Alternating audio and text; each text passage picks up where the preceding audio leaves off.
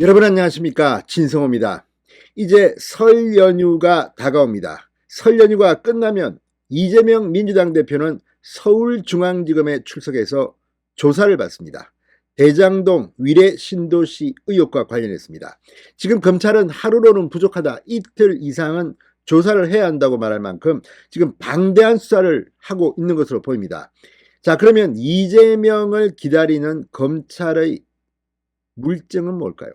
방금 전 중앙일보가 이재명의 배임 규모가 4자릿수, 이런 헤드라인의 기사를 선고했습니다. 자, 검찰이 준비하는 핵심 증거는 뭘까요? 지금 대장동 위례 신도시 이 부분에 대해서는 상당히 많은 언론 보도 이런 것들이 있습니다만, 지금 검찰이 준비하는 핵심 증거 중에는 그런 것과 별도로 두 가지의 새로운 히든 카드가 있습니다. 뭘까요? 이걸 보면 누가 봐도 이재명 대표가 성남시장 시절 성남 시민의 이익보다는 민간업자들의 이익을 챙긴 게 아닌가 하는 의심이 듭니다. 그리고 지금 대장동 일당들이 재판을 받고 있습니다.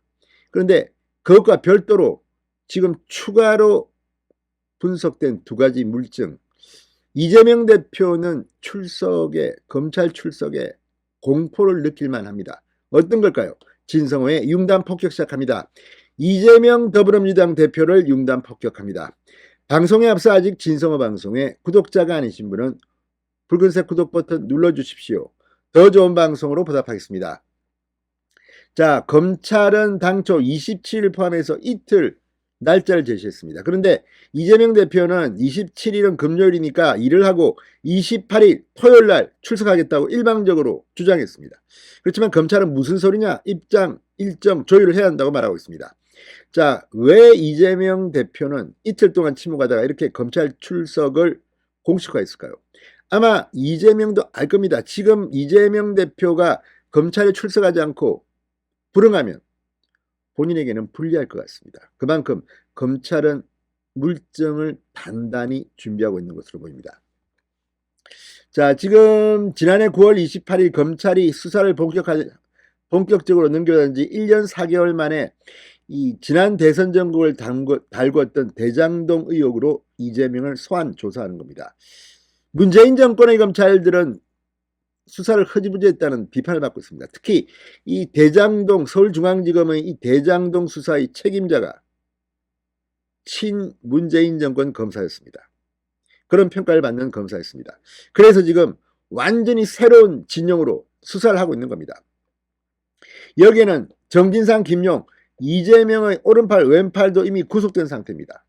상당히 이재명 머리가 복잡할 겁니다.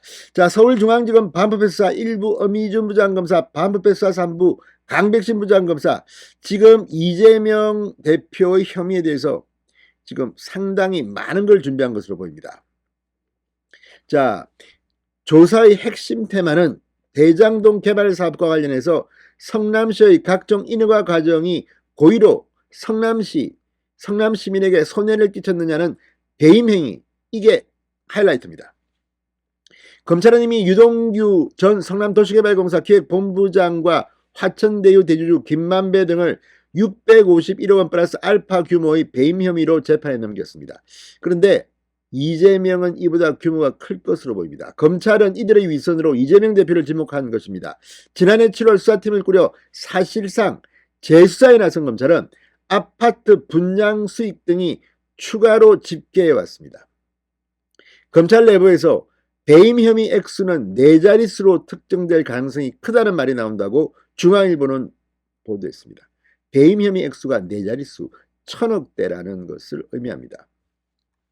자, 이재명 대표는 여전히 혐의를 완강히 부인하고 있습니다. 민간 개발을 하지 않고 공공 개발을 해서 개발 이익을 조금이라도 더 환수하려고 최선을 다해 노력했고, 그래서 개발 이익의 절반 이상을 땅값이 오르기 전 기준으로 하면 70% 넘게 돈 한 푼 안 들이고 위험 부담 하나도 안 하고 성남 시민을 위해 환수한 게 배임죄냐? 뭐 어떻게 하라는 거야? 이렇게 주장했습니다. 지난 18일 기자들과 만난 자리였습니다. 그러나 검찰은 혐의 입증에 강한 자신감을 보이고 있다고 중앙일보는 분석합니다. 왜 그럴까요? 검찰 관계자는 인적, 물적 증거가 충분하다. 실체의 상당 부분이 이미 드러났다. 이렇게 말하고 있습니다.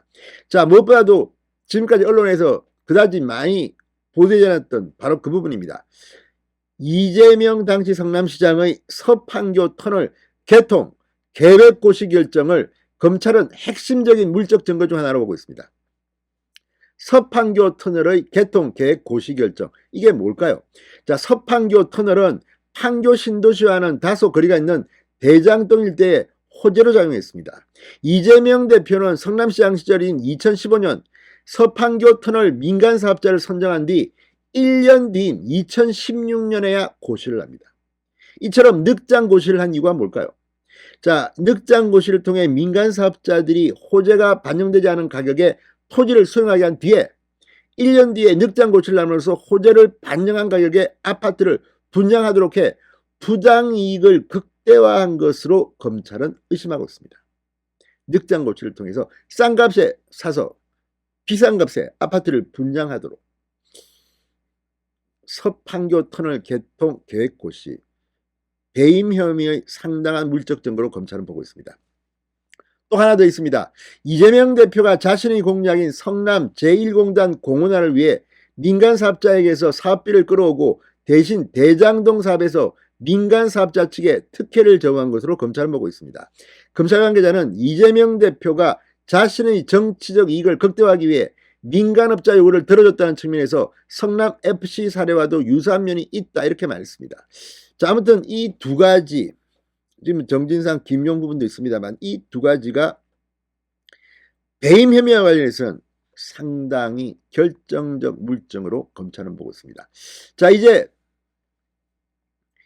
검찰은 이재명 대표의 구속영장을 준비하고 있습니다.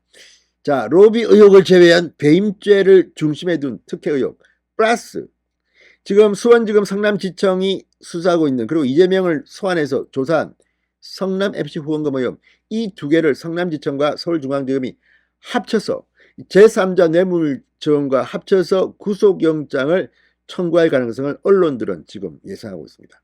바로 구속영장을 치는 겁니다. 또 방탄국회로 막아야겠죠. 그러나 이재명 대표의 소환 조사는 설 연휴가 끝난 뒤 정말 뜨거운 감자가 될 것 같습니다. 신성호의 윤감 폭격이었습니다. 여러분 감사합니다.